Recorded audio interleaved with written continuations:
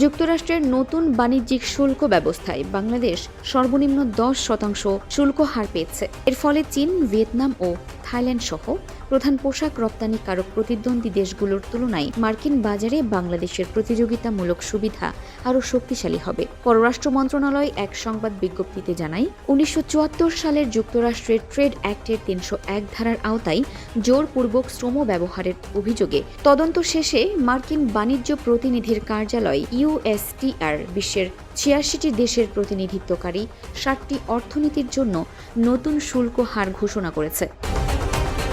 এর মাধ্যমে ট্রেড অ্যাক্টের 122 ধারার আওতায় পূর্বে আরোপিত অস্থায়ী 10% বৈশ্বিক শুল্কের পরিবর্তে নতুন ব্যবস্থা কার্যকর হলো। নতুন সিদ্ধান্ত অনুযায়ী বাংলাদেশ থেকে আমদানিকৃত পণ্যের ওপর বিদ্যমান মোস্ট ফেভার্ড নেশন বা MFN শুল্কের পাশাপাশি অতিরিক্ত 10% শুল্ক আরোপ করা হবে।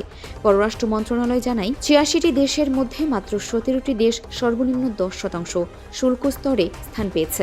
বাংলাদেশও এই তালিকায় থাকায় যুক্তরাষ্ট্রের তৈরি পোশাকসহ সামগ্রিক রপ্তানি বাজারে দেশের প্রতিযোগিতামূলক অবস্থান অক্ষুণ্ণ থাকবে বলে আশা করা হচ্ছে। অন্যদিকে বাংলাদেশের প্রধান প্রতিদ্বন্দ্বী পোশাক রপ্তানিকারক দেশ চীন, ভিয়েতনাম ও থাইল্যান্ডকে সর্বোচ্চ 12.5% শুল্ক স্তরে রাখা হয়েছে। ফলে এসব দেশের তুলনায় মার্কিন বাজারে বাংলাদেশের তুলনামূলক সুবিধা আরও বাড়বে বলে মনে করা হচ্ছে।